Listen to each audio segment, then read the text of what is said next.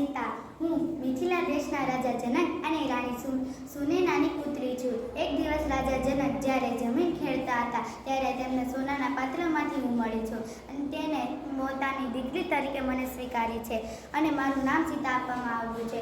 હું રાજા જનકની પુત્રી હોવાથી મારું ઉપનામ જાનકી અને જનક નંદિની પણ છે। અને ત્યારબાદ મારા વિવાહ ભગવાન શ્રી રામચંદ્ર સાથે કરવામાં આવ્યા। મેં 14 વર્ષ વનવાસ કાપ્યો અને મેં જેટલું દુઃખ સહન કર્યું છે તેવું આ કળિયુગમાં એક પણ મહિલા સહન ન કરી શકે તથા મેં જેવું દુઃખ સહન કર્યું છે તેવું આ કળિયુગમાં જે મહિલા સહન કરે જેટલું સહન કરે તેટલી તે મહાન। હું રાજા દશરથની પ્રિય પત્ની કૈકેયી છું। મેં દશરથે 2 વરદાન માંગ્યા હતા।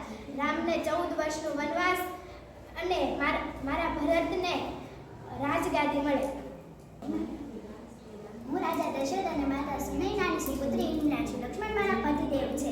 જ્યારે 14 વર્ષના વનવાસમાં લક્ષ્મણ ગયા હતા ત્યારે તેમના કહેવા મુજબ ના તો મેં મારી આંખમાંથી એક પણ આંસુડું પાડ્યું હતું અને હું 14 વર્ષ સુધી સૂઈ રહી હતી। પિતા છે રામ, આ મારી માતા છે સીતા, અમે પુત્ર છીએ એના। આ છે લવ, હું છું કુશ। મારું નામ જનક નંદિની છે। મારા પિતાનું નામ જનક અને મારી માતાનું નામ સુનૈના છે। મારા વિવાહ શ્રી રામ ભગવાન સાથે કરવામાં આવ્યા અને એટલે હું અયોધ્યાની રાણી કહેવાણી। હું ભલીની કન્યા શ્રમણા એટલે કે શબરી। મેં આ છે મારા ઋષિ માંતકજીના આશ્રમની ઝૂંપડી। મેં મારા પિતા જે છે ભલીના મુખી અને મારી માતા છે ઇન્દુમતી। 13 વર્ષની વયે મારા વિવાહ નક્કી કરવામાં આવ્યા। વિવાહ સમયે પ્રાણીઓને મારીને તેમની હત્યા કરવામાં આવી હતી। મેં મારી માને કહ્યું કે માં, આ ખોટું છે, આ રીતના અબોલા જીવની હત્યા ન કરાય, પણ મારું માનવામાં જ ન આવ્યું।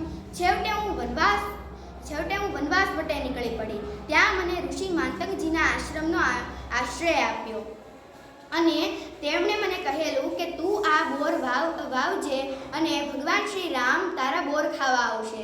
તો મેં તે બોર વાવ્યું મારા આંસુ પાડતા પડતા અને ભગવાન શ્રી રામ બોર ખાવા આવ્યા। તો આ જ રીતે આપણે શ્રદ્ધાથી અને વિશ્વાસથી આપણે જે લાગણી આપણી પ્રત્યે કરીએ છીએ, મનમાં રાખીએ છીએ, તો ભગવાન શ્રી રામ ખુદ જ આવશે।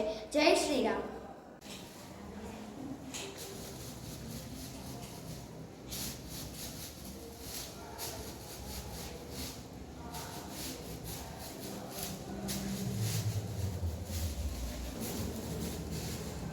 શબરી અંધારે અંજવાળે રામને શોધતી રે, મારો ક્યારે આવે રામ, ક્યારે આવે રામ। શબરી અંધારે અંજવાળે રામને શોધતી રે, શબરી વન વગડામાં પશુ પંખીને પૂછતી રે, શબરી વન વગડામાં પશુ પંખીને પૂછતી રે, મારો ક્યારે આવે રામ, મારો ક્યારે આવે રામ। શબરી અંધારે અંજવાળે રામને શોધતી રે, શબરી અંધારે અંજવાળે રામને શોધતી રે।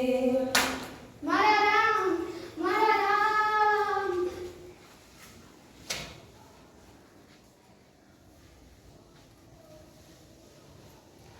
મારા રામ આવ્યા, મારા રામ આવ્યા, હું ધન્ય થઈ ગઈ, મારા ભગવાન આવ્યા।